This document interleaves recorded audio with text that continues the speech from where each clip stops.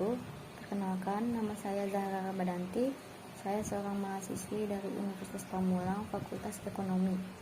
Di video ini saya akan menjelaskan tentang bentuk dan fungsi badan usaha. Saya hanya akan membahas dua bentuk badan usaha, yaitu perusahaan perseorangan dan juga firma. Mengetahui dan memahami perusahaan perseorangan. Bentuk badan usaha yang paling sederhana adalah perusahaan perseorangan. Usaha perseorangan adalah usaha yang dibentuk dan didirikan oleh seorang pengusaha dengan atas namanya sendiri dengan tujuan untuk memperoleh penghasilan. Selain itu, usaha perseorangan adalah sebuah bisnis yang dimiliki oleh seorang individu, di mana perusahaan sejenis ini biasanya bergerak dalam bidang retail, jasa, dan pertanian, butik pakaian, rumah makan, jasa fotokopi, dan jasa servis barang-barang elektronik. Bisnis perseorangan terbagi ke dalam dua kelompok. Yang pertama, bisnis perseorangan berizin. Bisnis perseorangan yang termasuk dalam kelompok ini yaitu bisnis per orang yang sudah mengantongi izin usaha dari dinas pemerintah terkait.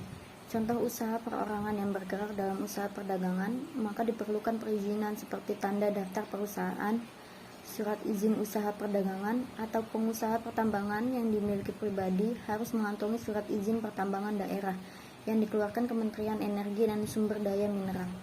Yang kedua, bisnis perorangan yang tidak memiliki izin. Bisnis perseorangan tidak berizin operasi ini contohnya bisnis yang dilakukan oleh para pedagang emperan, toko sembako, penjual asongan, dan lain-lain. Para pelaku usaha harus dapat memperhitungkan kelebihan dan kekurangan dari jenis perusahaan perseorangan. Kelebihan perusahaan perseorangan yaitu, yang pertama, seluruh keuntungan dapat dimiliki sendiri. Pemilik bisnis tidak jarang merangkap sebagai direktur, bahkan tidak menutup kemungkinan sekaligus sebagai karyawan.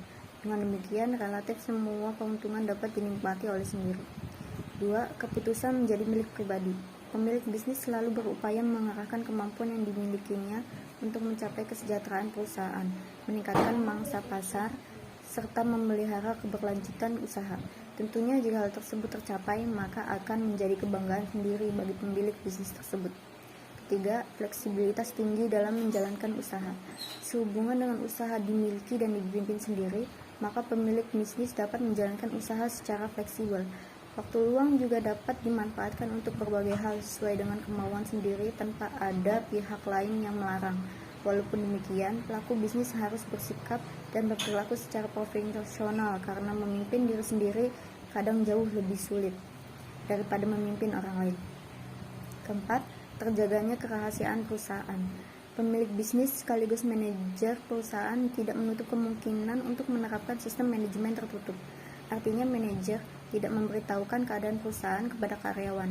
Manfaat sistem manajemen tertutup adalah rahasia perusahaan lebih terjamin dan pengambilan keputusan menjadi lebih cepat karena tidak perlu melibatkan karyawan. Kelemahan dari bisnis model perseorangan yang pertama, tanggung jawab pebisnis tidak terbatas.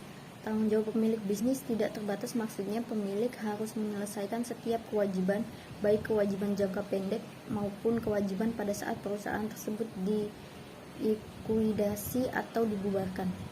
Jika harta yang ada di perusahaan belum dapat memenuhi semua kewajiban tersebut, maka harta yang ada di rumah pemilik perusahaan juga harus digunakan untuk membayar kewajiban yang belum dipenuhi tersebut sampai lunas. Kedua, sumber keuangan terbatas. Pemodalan dalam kegiatan usaha merupakan salah satu indikator penting di dalam menjalankan aktivitas bisnis. Sumber keuangan yang utama berasal dari pemilik bisnis sendiri. Dengan demikian, perusahaan tersebut hanya memiliki modal terbatas jika tidak ada sumber lain berupa pinjaman dari pihak ekstern perusahaan. 3. Keterbatasan manajemen bisnis. Pemilik bisnis sekaligus menjadi orang yang bertanggung jawab terhadap manajemen perusahaan. Dengan demikian, kelangsungan hidup perusahaan tergantung kepada kemampuan pemilik usaha tersebut.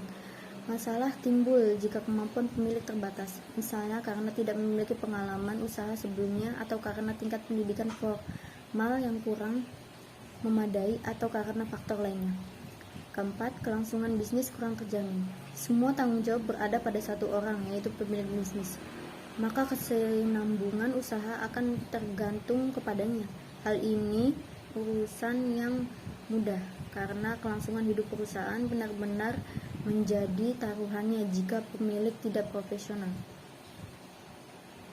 5. Sedikitnya kesempatan berkarir bagi pegawai.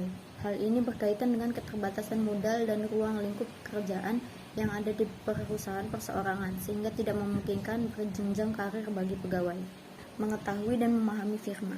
Firma adalah persekutuan perdata untuk mengoperasikan usaha antara dua orang atau lebih dengan nama bersama, serta tanggung jawab setiap anggota tidak terbatas, dan keuntungan yang dihasilkan akan dibagi secara rata. Selain itu, firma merupakan persekutuan perdata yang didirikan untuk menjalankan perusahaan dengan nama bersama. Persekutuan perdata adalah perjanjian dengan nama dua orang atau lebih mengikatkan diri untuk menyetorkan sesuatu kepada persekutuan dengan tujuan untuk memperoleh manfaat atau keuntungan. Ketentuan firma menurut KUHD pasal 16. 1. Setiap anggota berhak menjadi pemimpin. 2. Anggota tidak boleh memasukkan orang lain tanpa persetujuan anggota lainnya. Ketiga, keanggotaan tidak dapat dialihkan kepada orang lain selama yang bersangkutan masih hidup. 4. Tidak ada pemisah yang jelas antara harta pribadi dan harta perusahaan. Kelima, sekutu tanpa modal hanya mendapatkan laba atau rugi sebesar sekutu yang memasukkan modal terkecil. Firma sebagai persekutuan dalam menjalankan kegiatan usaha memiliki kelebihan dan juga kekurangan. Kelebihan firma yang pertama, jumlah modal yang dibentuk lebih besar daripada perusahaan perseorangan dikarenakan modal terkumpul dari beberapa orang yang membentuk firma. Kedua, kemampuan finansial lebih besar sehingga memudahkan dalam proses kredit.